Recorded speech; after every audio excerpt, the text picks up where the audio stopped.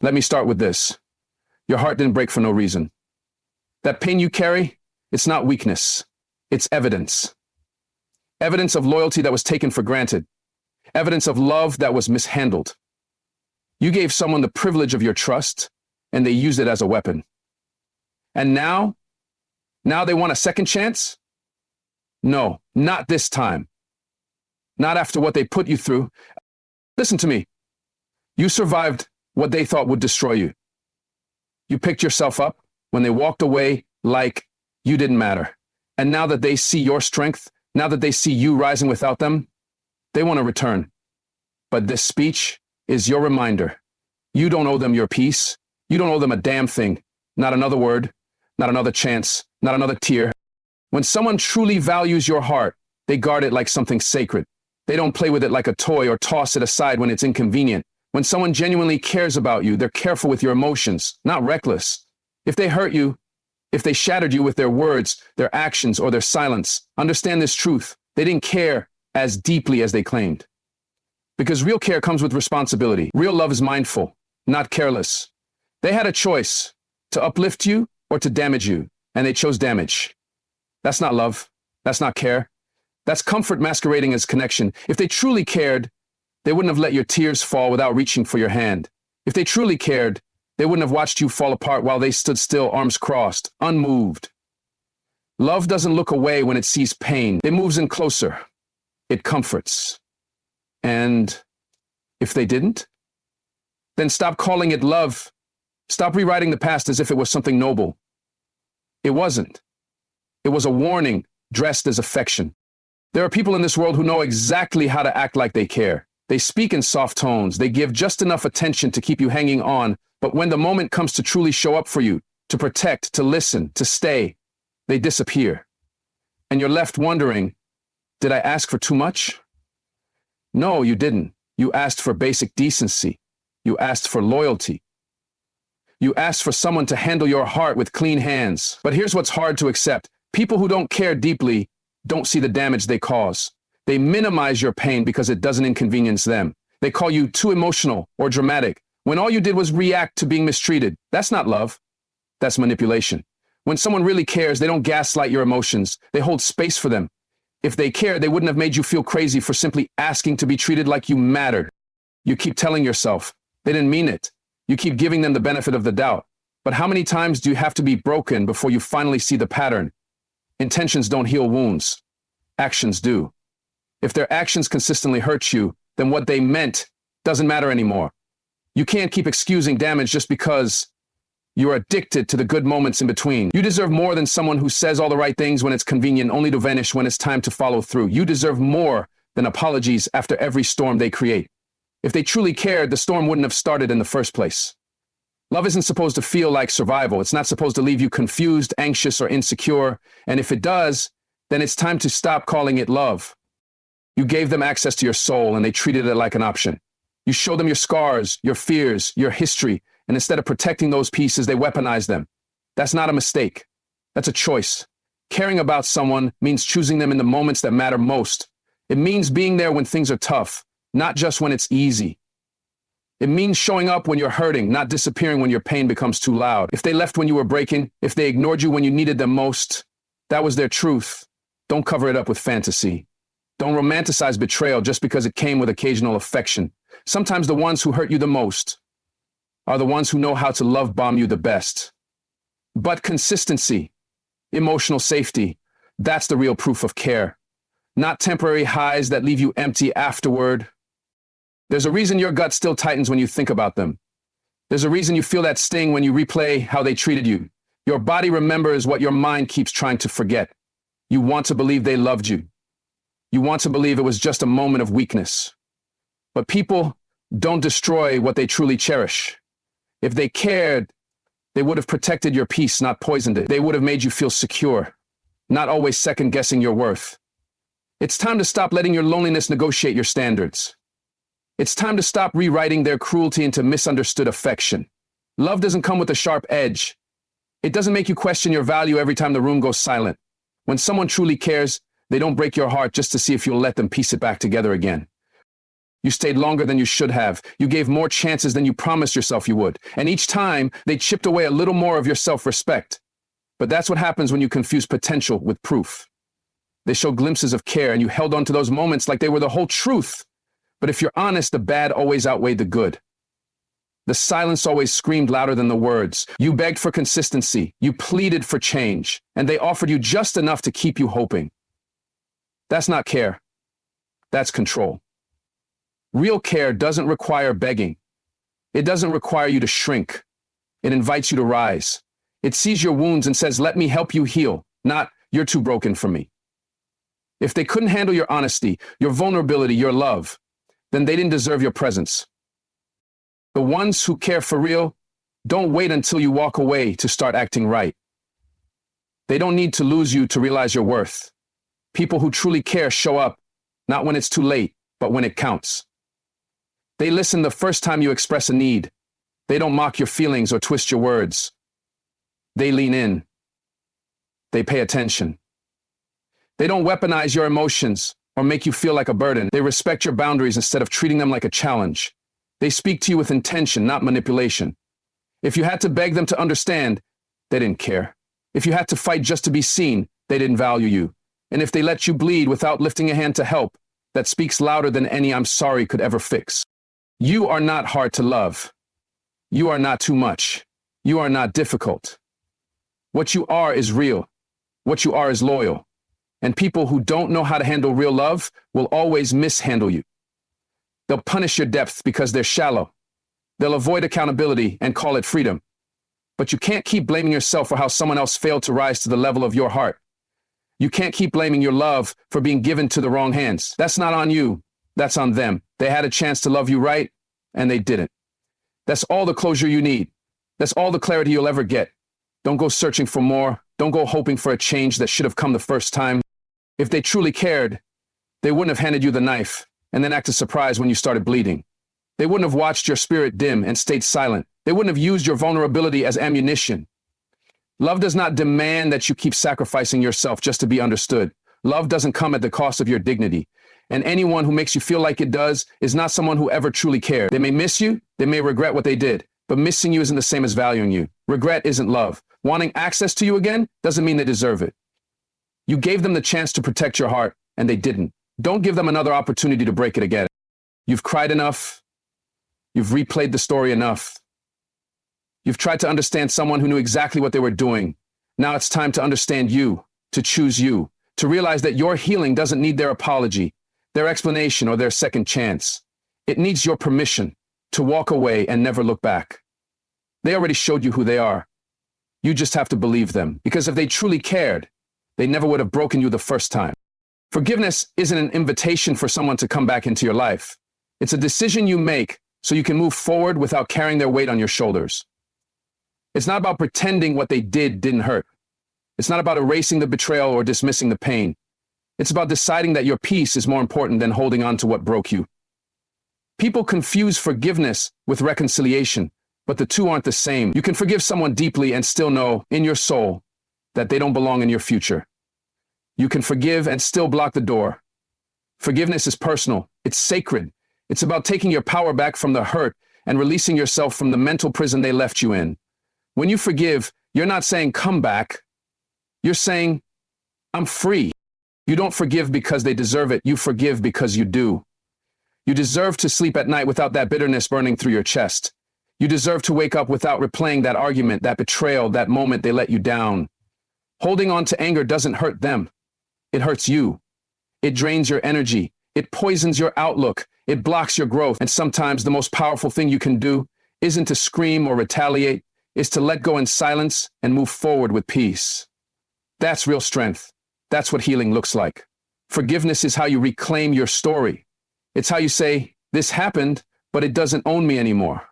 It's how you stop being a character in their chaos and become the author of your own peace. People who hurt you will often circle back. Not because they've changed, but because they expect you haven't. They expect you'll be the same soft-hearted person who always give them another chance. And they'll use your forgiveness like a key, thinking it opens the same door they once slammed shut. But here's what they don't realize. Your forgiveness isn't a path back in. It's a path out.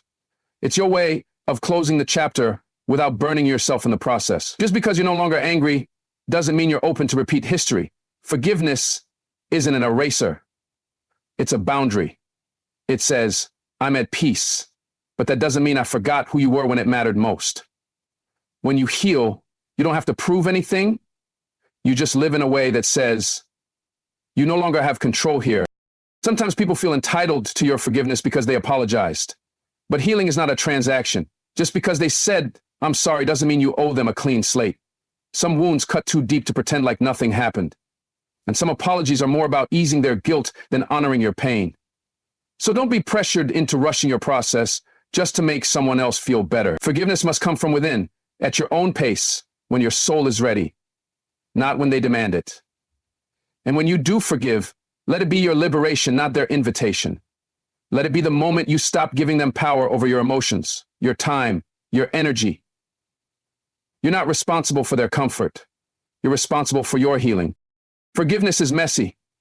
It doesn't always feel like a clean break. Sometimes it's forgiving them 1,000 times in your head before it finally sticks. Sometimes it's crying over what should have been while still choosing not to hate them. It's not easy. It's not instant. And it doesn't always come with closure. But it's still worth it.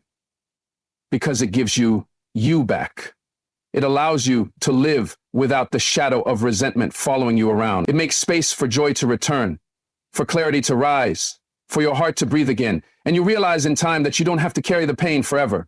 You can acknowledge the wound without letting it define you. You can remember what they did and still choose to be light, to be kind, to be whole. People will try to convince you that forgiving means letting them back into your life. But you know better now. You know that just because you've made peace doesn't mean you want them near your peace. That's wisdom. That's self-respect. You can forgive and still never speak to them again. You can forgive and still guard your space. You can forgive and still say, I love me too much to risk this pain twice. That doesn't make you bitter. It makes you aware. Forgiveness is yours to give, not theirs to demand. It's not a ticket for them to re-enter. It's a declaration that your life is moving forward, with or without their remorse. And sometimes the most powerful forgiveness is quiet, private, and doesn't involve their presence at all. You've done enough suffering. You've cried enough tears. Forgiveness isn't about letting them off the hook. It's about unhooking yourself from the cycle. It's about not letting the person who broke you keep breaking you in your thoughts, your memories, your future relationships. When you don't forgive, it becomes a chain that ties your healing to their actions. And that's a dangerous game. Because some people will never give you what you need. They'll never say the right words. They'll never understand your pain. So you forgive, not because they're worthy of peace, but because you are. Because you fought too hard to stay bitter. Because you're building something new and resentment doesn't belong in that foundation. You forgive so your heart can exhale and your soul can rise. Forgiveness doesn't always feel like a celebration. Sometimes it feels like grief. Like saying goodbye to the hope that they would one day make it right. Like releasing the idea of what could have been if they had just valued you.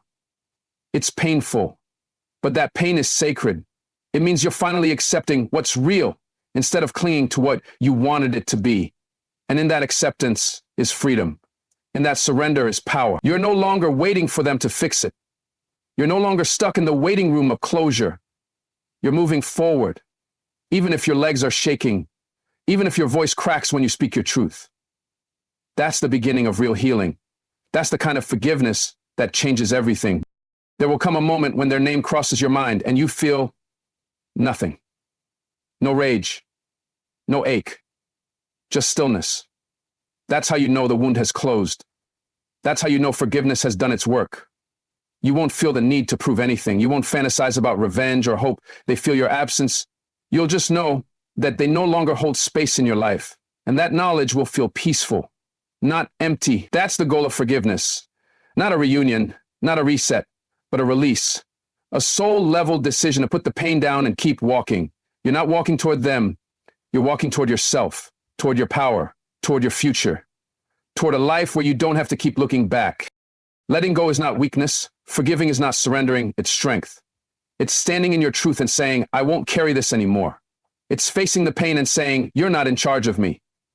It's breaking generational cycles, healing in silence, choosing joy when you've been given every reason to be bitter. You may not get an apology. You may never hear them admit what they did, but you don't need their permission to heal. You've already survived the worst part. Now you get to live free. Not with resentment in your chest, not with anger in your veins, but with peace in your spirit. That's what forgiveness gives you. Not them, you. There's a painful truth that many people learn the hard way. The ones who break you are often the ones who try to convince you they can fix you. They return with soft words, gentle promises, and rehearsed apologies. They look into your eyes and say things like, "I've changed," or "I never meant to hurt you." But change without accountability is manipulation, and you can't build a safe place with the same hands that once burned everything to the ground. Those hands already proved what they were capable of. They held your heart once and chose to crush it. Trust is not something you give out again just because someone asks. It must be earned. And if they shattered you with carelessness, with cruelty, with silence, then giving them a second chance is like handing a thief your keys and hoping this time they won't steal from you. That's not healing. That's repeating, and some patterns must be broken before they break you. There's a difference between someone who regrets hurting you and someone who's simply uncomfortable with the consequences of losing you. The one who shattered you might not be sorry they caused pain. They may only be sorry they no longer have access to your life. That's not remorse. That's selfishness dressed as redemption. When they had you, they misused you. They mishandled your vulnerability, dismissed your boundaries, and played with your loyalty. And now that you've pulled away, they're trying to write a new story without addressing the damage of the last one. Don't be fooled by their charm. The same hands that pushed you into darkness cannot guide you into the light. Healing doesn't mean returning to what hurt you. It means learning to protect your heart, even from the ones you once loved most. It's tempting to believe in their potential, to remember the good times and think maybe it wasn't that bad. But your memory will lie to you when your heart is still healing. It will paint the past in softer colors, making you forget just how cold their silence felt, how sharp their words were, how many nights you cried while they slept peacefully, unaware, or worse, unmoved. The truth is, the person who shattered you showed you their capacity to harm. That doesn't disappear just because they say they've changed. It's easy to promise love after the damage is done. It's easy to say the right words when they see you rising without them. But love without action is just performance. And unless they've done deep, uncomfortable work to become someone new, they're simply rehearsing their next mistake with better words. You are not a project for someone to fix after they've broken you. You are not a test of whether they've grown. You are not a safe haven they get to return to once the world shows them how rare your love was. You are a person. You are worthy of protection, of consistency, of care. And someone who shattered you does not suddenly become qualified to rebuild you just because they miss your light. If they truly valued you, they wouldn't have left you in pieces. If they truly cherished you, they wouldn't have walked away while you were bleeding. Some people only realize what they had after it's gone, but that realization doesn't mean they're ready to love you right. Regret isn't redemption. Missing you isn't a qualification for another chance. The hands that broke you once are still capable of breaking you again. That's not pessimism, it's wisdom. Pain has a pattern, and if they haven't confronted their demons, if they haven't acknowledged the full weight of what they did, then the cycle will repeat. They'll wrap their apology in sweetness. They'll tell you they couldn't live without you. But if their behavior hasn't evolved, it's only a matter of time before the mask slips. True rebuilding doesn't come with pressure or urgency. It comes with consistent change. It comes with patience, reflection, and time. And if they're demanding your trust instead of earning it, that's your red flag. The ones who truly want to heal the damage they caused will honor the pace of your healing. They won't rush you back into connection. They'll work on themselves whether you come back or not. Healing from the hands that hurt you is a process of separation, emotional, mental, sometimes even physical, because proximity keeps pain alive. When you stay too close to the one who hurt you, your heart doesn't get a chance to reset. It keeps hoping, keeps waiting, keeps breaking. But distance brings clarity.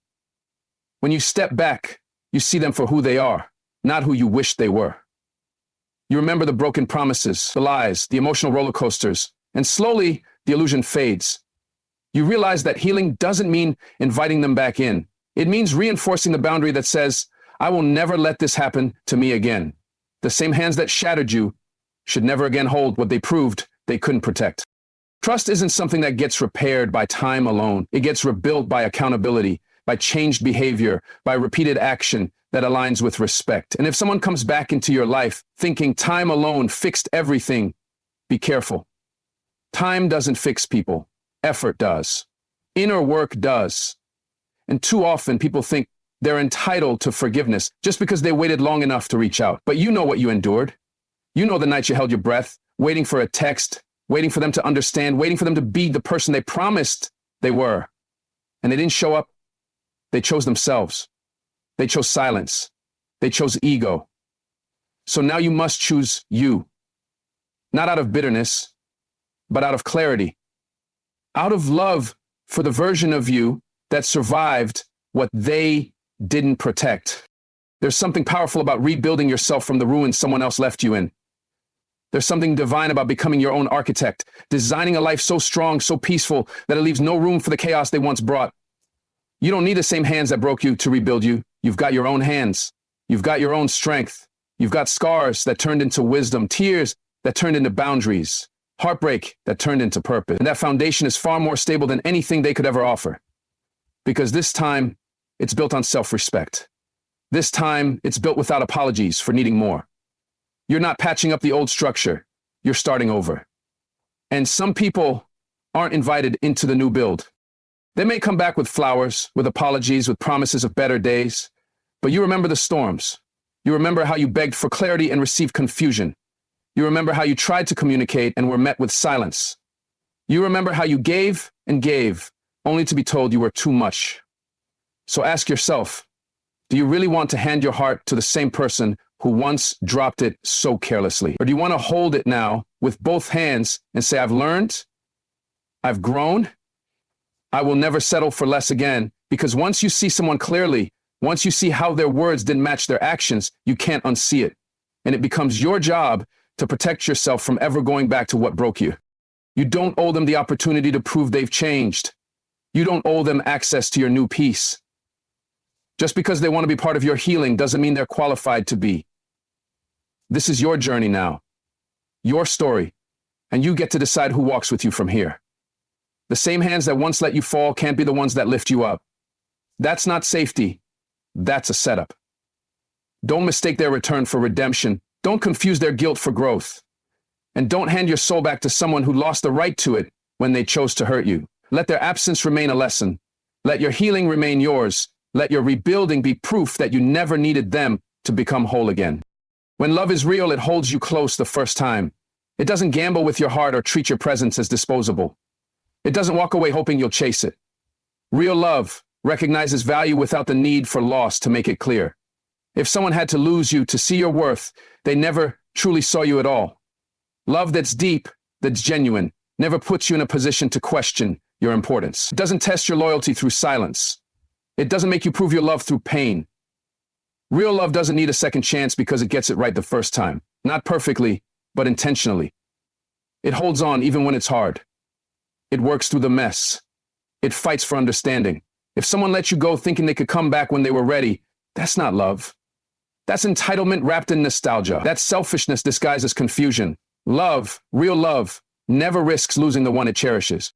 So many people confuse attachment with love. They think coming back means something meaningful. But if it was love, it wouldn't have walked away without a fight. It wouldn't have left you wondering why you weren't enough. It wouldn't have turned its back during your lowest. When someone claims to love you and yet chooses absence over effort, that speaks volumes. Real love doesn't ask you to beg for attention. It doesn't disappear when it gets inconvenient. When love is true, it doesn't fear commitment. It embraces it. It doesn't play games with silence and distance. It communicates. It shows up. And most importantly, it stays.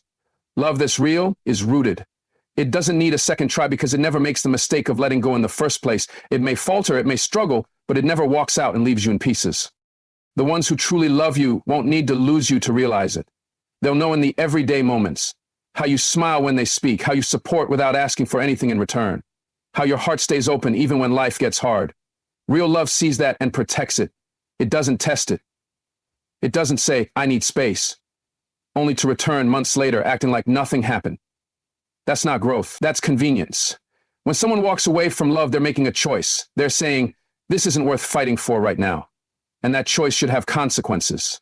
Because real love doesn't risk you. It doesn't leave you hanging and hope you'll wait. It builds with you, not behind your back. If they left, let that be the answer. If they come back, let their absence remind you that real love would have never gambled with your soul in the first place. Love isn't about perfect timing. It's about commitment. It's about showing up even when life isn't scripted, even when things feel uncertain. Real love doesn't say, let me find myself and then I'll return to you. Real love says, let's grow together even when we're both figuring things out. So when someone leaves to find clarity, don't stand still waiting. Don't pause your life for the one who hit pause on you. Because real love won't ask you to put your heart on hold. It won't make you prove your patience. It will choose you again and again without hesitation.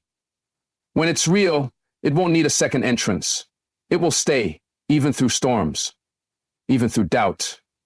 If someone ran when the weather changed, their return doesn't mean they've changed. It just means they remembered the warmth after the cold. And you deserve someone who never forgets your warmth in the first place. They'll say things like, I wasn't ready then, or I had to lose you to understand. But understanding after the damage is done isn't love, it's hindsight. And hindsight can't repair the broken pieces they left behind. Real love doesn't require loss to learn its lesson. It learns in the moment, it grows with you, not apart from you. The truth is, they didn't need space to discover your value. They needed space to discover what it feels like to miss what they never truly appreciated. That's not the kind of love you build a future on. That's the kind of love that only looks back, not forward. If someone let you go thinking they could return when it suited them, they never honored your worth. They treated you like a chapter, not a home. Real love sees the home in you and never packs its bags. You've got to stop romanticizing return as redemption. Coming back doesn't erase the fact that they left. Saying sorry doesn't undo the silence they gave you when you needed support. Time doesn't turn abandonment into passion, and distance doesn't clean the hands that drop your heart. Real love doesn't need to run away to recognize what it had. It knows. It's consistent, it's rooted in respect, and if you have to be hurt, left, ignored, and then rediscovered before someone realizes your worth, that's not love. That's a cycle of pain. And cycles break when you choose to believe you are enough the first time. That someone shouldn't have to go on a journey of self-discovery just to understand how precious your presence was. Love should be strong enough to stay, not just strong enough to return. Real love is found in presence, not promises. In daily choices, not grand gestures after the damage. The one who truly loves you doesn't need dramatic exits and redemptive returns. They don't test your loyalty by disappearing. They don't create distance just to measure how long you'll chase them. They remain, they work through the mess, they stay through the silence. Real love has roots. It doesn't get blown away by every wind of insecurity or conflict. And if someone let you go, thinking love would wait at the door, they were wrong. Because love that leaves without fighting for you was never love. It was comfort, familiarity, or possession. Real love doesn't risk you because it knows you're not replaceable. It protects the connection instead of pushing it to the brink. The one who loves you right the first time never puts you in the position of questioning your worth. They don't disappear during your breakdowns or leave during your storms. They don't wait until someone else starts to see your value to suddenly remember what they had. Real love celebrates you in private and defends you in silence. It doesn't come and go like a tourist in your life. It builds brick by brick through miscommunication, through discomfort, through flaws. Because love, when it's real, doesn't run from the work, it does the work. And anyone who walked away from you without effort, who now returns with charm, is simply realizing they lost a good thing. But just because they've realized, doesn't mean you're obligated to re-extend the welcome mat. Some doors were closed for a reason. Some lessons were meant to stay learnt. It's not your job to teach someone how to love you after they've already failed the test. It's not your duty to rebuild the bridge they burned just because they now regret their choice. Real love never required a second try because it never took you for granted to begin with. It never risked losing you just to prove a point. It never played with your emotions and called it confusion. Love, when it's true, doesn't gamble with your soul, knows what it has, and it holds on to it with care, not control. So if someone had to lose you to learn what you meant, don't mistake that for a new beginning. That's closure. That's the end of a chapter where you were never fully seen. And your next chapter deserves to begin with someone who doesn't need a second chance to treat you right. Every time you reopen that door, you're not just giving them another chance. You're giving them a blueprint. You're teaching them exactly how far they can go before you'll break, and how long they have to wait before you'll forgive again.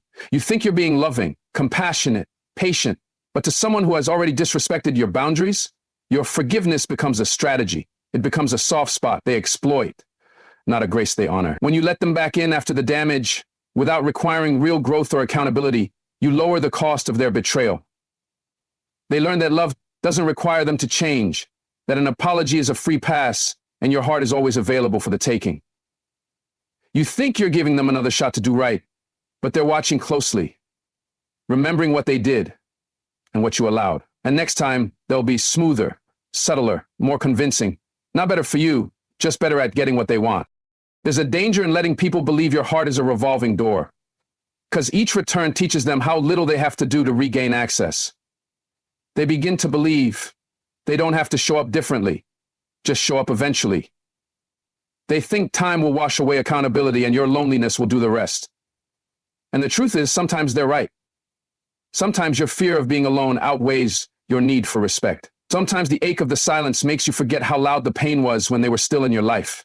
But here's the truth. If they weren't willing to protect your heart the first time, they won't handle it better just because they missed it. They'll only be more careful with how they lie, more patient in how they manipulate, more precise in how they gain your trust again, so they can use it for their benefit, not your healing. Patterns don't lie. People may say they've changed, they may even believe it, but what they practice reveals the truth. If someone hurts you, leaves, and then returns without showing real, sustained change, and you let them back in, they learn that words are enough, that effort is optional, that the damage they caused wasn't a deal breaker, but a temporary inconvenience. They see that their place in your life is secure, no matter how they treat you. And every time you open the door again, the lesson deepens. You're showing them that your boundaries are flexible, that love from you is not earned, but expected. And once someone sees that your forgiveness comes without standards, they stop trying to be better. They just learn to hide the damage until it's too late. You don't get a better version of them by opening the door. You get a smarter version of the same disrespect.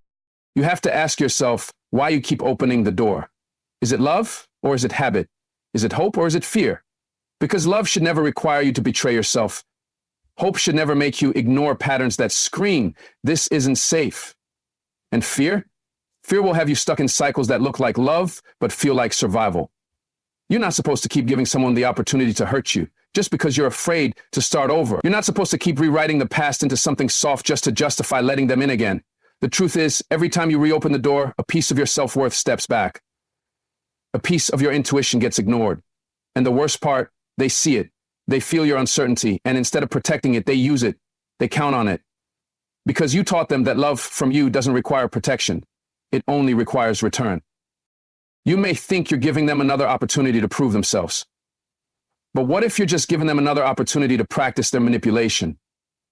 Some people don't return because they've changed. They return because they see you haven't. They see you're still open, still forgiving, still hoping. And they use that, not maliciously all the time, but habitually. They may not even realize they're doing it. But when someone knows they can walk back in without consequences, without effort, without a new level of maturity, they will. And the cycle continues, not because you're weak, but because your love is strong. But even the strongest love must come with standards. Even the most open heart must learn to say no more. Because if not, you're not loving yourself. You're sacrificing yourself. And love that costs you your peace is too expensive. It's not just about protecting yourself from being hurt again. It's about recognizing how your actions teach others how to treat you. Reopening the door is a message, a loud one. It says, I'll tolerate it again. It says, you still have power here. It says, I'm still not ready to choose myself fully. And the dangerous thing is, once they believe that, they start treating you like an option, not a priority. They don't show up with depth. They show up with tactics. They don't work to rebuild trust. They expect trust to rebuild itself. And you're left in the same position again, trying to make it work with someone who's never taken the time to understand what broke it in the first place. Reopening the door doesn't always create change. It often prolongs the lesson, one that only ends when you finally decide to leave it closed. People will always return to the doors they know remain unlocked. That doesn't mean they value what's inside. Sometimes it just means they know the way in. And when you're someone who loves deeply, who sees potential in others, who believes in second chances, it's easy to confuse their return with redemption. But redemption takes work. It takes facing what they did, taking accountability, asking how to do better, and then doing better. Not for a week, not when it's convenient, consistently, without being told. If they're not doing that, you're not witnessing growth, you're witnessing strategy. And if you reopen the door without seeing real change, you're not giving love another chance. You're giving pain another access point. And pain that's repeated becomes a lifestyle, not just a moment. It's time to look at how your kindness is being used against you. To realize that being understanding doesn't mean being walked on. That being compassionate doesn't mean being blind. Because someone who truly wants another chance will come with humility, not entitlement. They won't just say they've changed. They'll show it. They won't expect trust. They'll earn it. And they'll understand if the door doesn't open. They'll understand if you need time. But the ones who get angry, who guilt trip you, who pressure you, that's not love. That's control.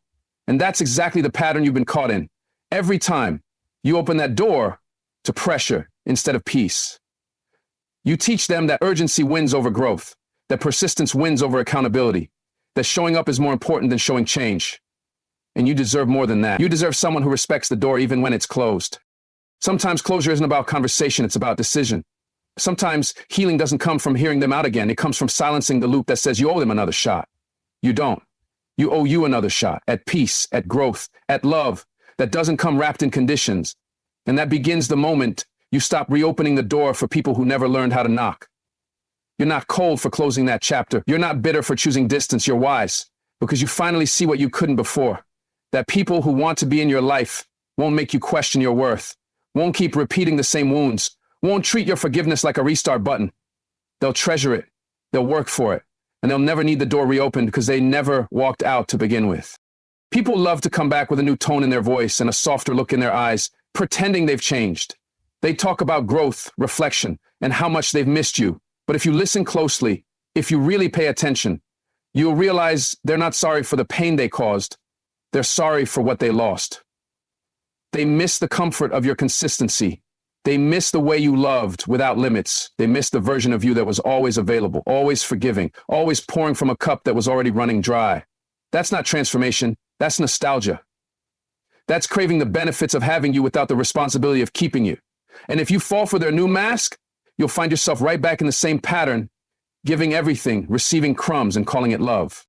When someone has had the luxury of breaking you without consequence, they remember it. They remember how much you tolerated. They remember how quickly you forgave. They remember the power they held over your emotions. And when they come back, they're not looking to build a healthy relationship. They're looking to regain control. They don't miss your soul. They miss your sacrifice. They miss the way you put them first, even when it hurt. They miss the way your love excused their behavior. So when they return with, "I've changed," don't just hear their words, watch their actions. Has their behavior transformed, or are they just repackaging the same disrespect with better delivery? Change doesn't happen because someone feels lonely. It happens when they take accountability and make intentional, uncomfortable decisions to be better. And most people won't do that. Most people just miss the benefits of your brokenness. You were their comfort zone, the one who never gave up on them, no matter how far they pushed you. They could yell, disappear, cheat, lie, and still, there you were, loving, forgiving, waiting. They didn't have to work for your love. It was always just there. And they got used to that. They built a routine around your unconditional acceptance, around your soft heart. So when you finally pulled away, when you finally chose yourself over their chaos, not the loss of your soul, the loss of your service, your emotional labor, your constant availability, that's what they miss. That's what they're chasing. They don't want to change the dynamic. They just want access to it again. They want the benefits of being loved by someone who never stopped giving, even while they were breaking. They're not looking to be better. They're looking to be welcomed. Real change doesn't come dressed in flattery. It comes with effort, humility, and time. But when someone comes back too quickly, too smoothly, you have to wonder, what did they actually learn? Change takes pain. Growth takes space. And people who truly evolve don't return expecting immediate entry. They return with patience, with apology, with proof. But most don't do that. They come back hoping time softened you. Not that time changed them. They rely on your compassion. They know your weak spot is your heart, so they target it with just the right words. I've missed you. I've grown. I've changed. But how can they grow if they never even acknowledge the damage? How can they change when they still expect your forgiveness on demand? They don't miss you. They miss the ease, the convenience, the certainty that no matter what they did, you'd still be there. You were the safe place they destroyed, the one who gave them peace even when they brought chaos. And now that they've lost you, they want to rewrite history as if they just made a mistake. But breaking someone isn't a mistake. It's a choice. Over and over again, they chose their ego over your emotions, their habits over your healing, their games over your growth. And now that your absence has finally caught up to them, they're panicking. Not because they're enlightened, but because their access has expired. They no longer have someone to dump on, someone to rely on without giving anything back, someone to validate them while they invalidate you. And that absence feels like a threat, not to their heart, but to their ego. So they show up with new language, a new tone, a new pitch, but underneath it, it's still the same self-serving motive. get close enough to feel powerful again. Don't confuse longing with love. People can miss you deeply without ever loving you right. They can want you back without wanting to be better for you. They can ache for your presence while still carrying the same carelessness that shattered you. Missing you is easy. Transforming for you, that's the hard part. And most people would rather romanticize the past than own up to it. They'd rather rewrite the story than face the truth. They took something beautiful and broke it because they never truly respected it. And now that you've grown tired, now that you've stopped chasing, they're trying to recreate the illusion of change. But it's only an illusion if their actions still reflect the same patterns. If they still avoid responsibility. If they still center their needs over your peace. True change doesn't ask to be believed. It proves itself day after day. The most dangerous kind of return is the one that comes dressed in regret but carries no remorse. Regret is about what they feel. Remorse is about what they did to you. There's a difference. Someone who regrets losing you may say all the right things to get you back, but someone who truly feels remorse will say the hard things. They'll name their wrongs. They'll acknowledge your pain without defensiveness. They'll sit in the discomfort of your silence, and most of all, they'll respect your boundaries. They won't try to manipulate your healing. They won't rush your forgiveness. But when they just miss the benefits, they'll do the opposite. They'll flatter, they'll push, they'll guilt trip, they'll act confused when you don't jump at the chance to let them back in. And that's how you know nothing's changed. They still see you as someone to use, not someone to honor. You're not a reward for someone's self-realization. You're not a second chance waiting in the wings. You're not a place to return to after someone has taken a detour through their immaturity. You're a whole human being who deserves love that doesn't come with disclaimers. And if someone had to break you to realize they want you, that's not clarity, it's consequence. They didn't come back because they grew. They came back because they missed the version of you who tolerated less, the version who made excuses, the version who stayed. And now that you're stronger, they'll try to appeal to your soft side. But you didn't become strong just to forget.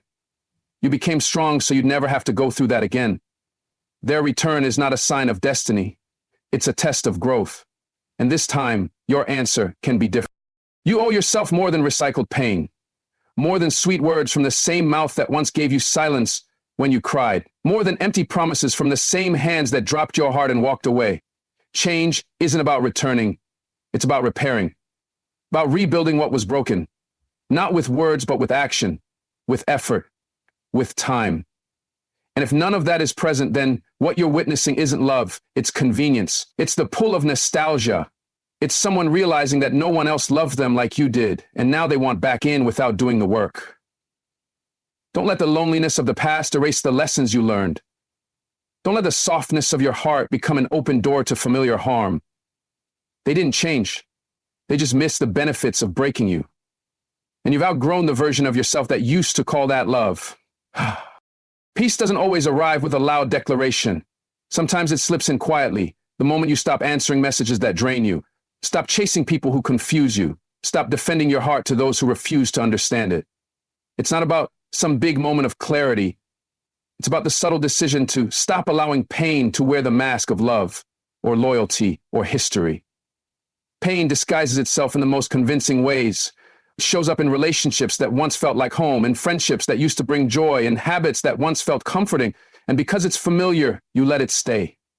You invite it in, sit with it, excuse it.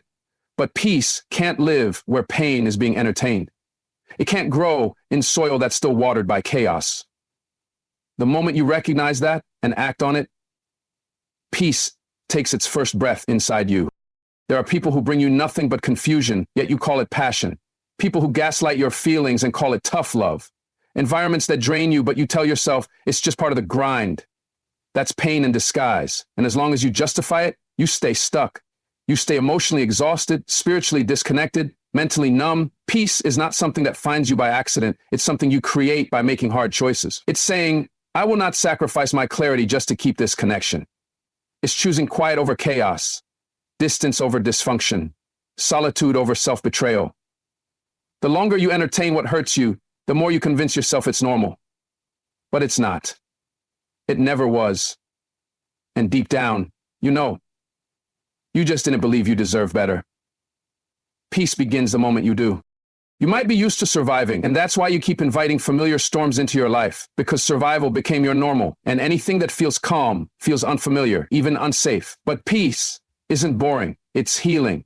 It's the space where you finally hear yourself think, where your body can relax without expecting the next emotional hit. Pain in disguise whispers to you that peace means isolation, that distance means coldness, that boundaries mean abandonment. But those are lies told by a version of you that was trained to tolerate too much.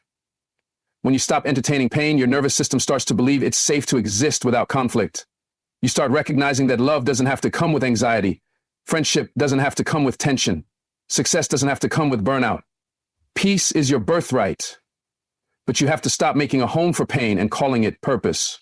So many people stay in painful places because they've confused discomfort with depth. They think if it hurts, it must mean it matters. They believe that struggling for love proves its worth.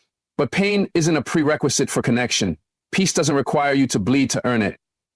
When you constantly entertain pain, you start defining yourself by it. You wear it like a badge of honor. You tell stories of endurance instead of freedom. But real strength isn't staying in what breaks you, it's walking away. It's saying, I don't need to suffer to prove I'm committed.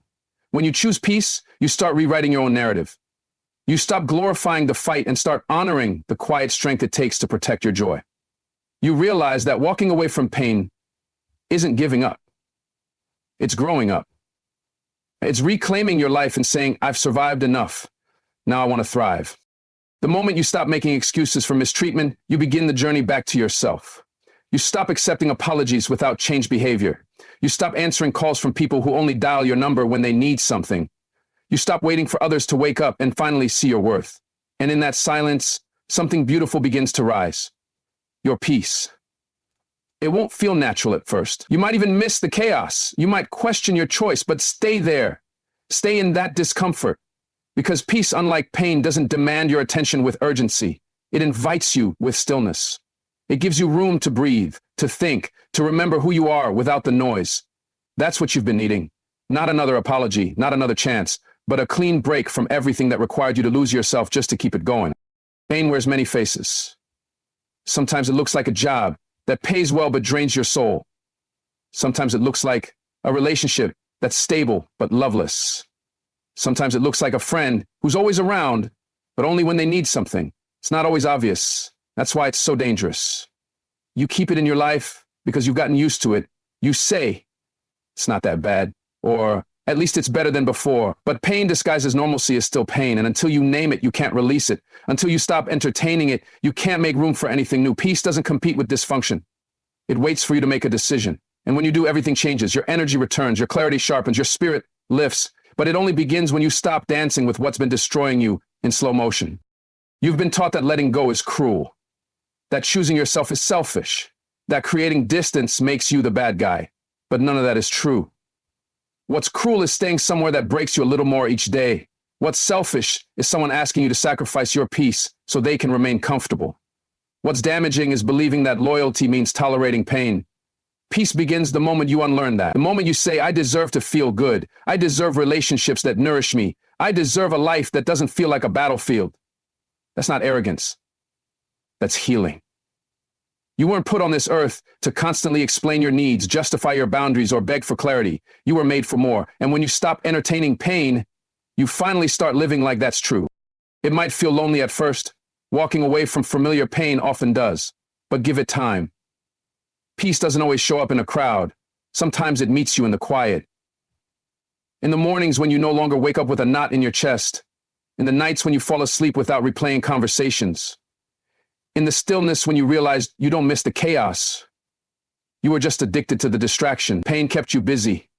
Peace gives you back your power. And that's why most people fear, because now it's just you and your reflection. But that's where the real healing begins. When you stop looking outward for peace and start building it inward. When you stop asking others to give you what they never had the intention to offer. That's when peace becomes permanent, not a feeling, but a foundation. You'll begin to notice that peace changes your entire world. You start saying no without guilt. You start choosing rest without shame. You stop engaging in arguments that go nowhere. You stop proving your worth to people who've already made up their minds. You stop attending every emotional fire someone tries to pull you into. That's not detachment, that's maturity. That's healing.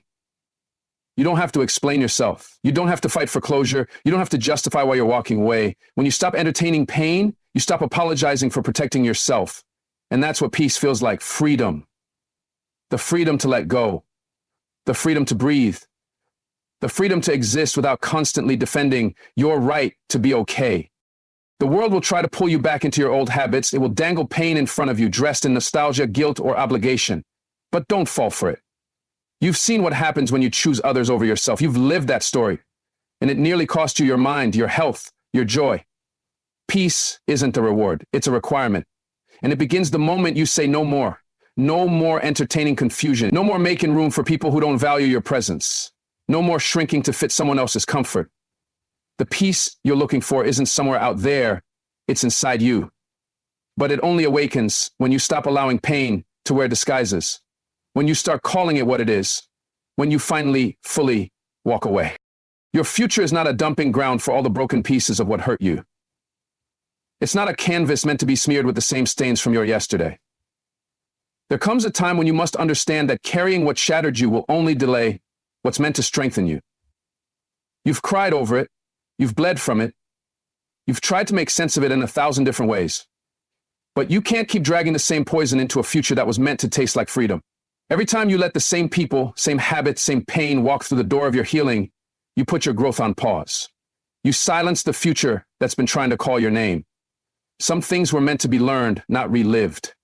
And the moment you start protecting what's next, more than clinging to what's behind, your life begins to move in the direction it was always meant to go. What broke you can teach you, but it was never meant to babysit your potential. The heartbreak, the betrayal, the disappointment, it served a purpose, but it should never become a permanent guest in your heart. When you keep recycling the same wounds, the same people, the same patterns, you become trapped in an emotional loop that keeps playing the same scenes. Different year, same pain. Different chapter, same story. And before you know it, you're stuck. Mentally, spiritually, emotionally. You can't walk into the future while looking over your shoulder. You can't step into what's divine while holding hands with what's toxic. Letting go isn't about forgetting. It's about choosing to believe that your future deserves a clean space to grow. It's about saying, I refuse to let what broke me define what's ahead. Every time you entertain what you already healed from, you confuse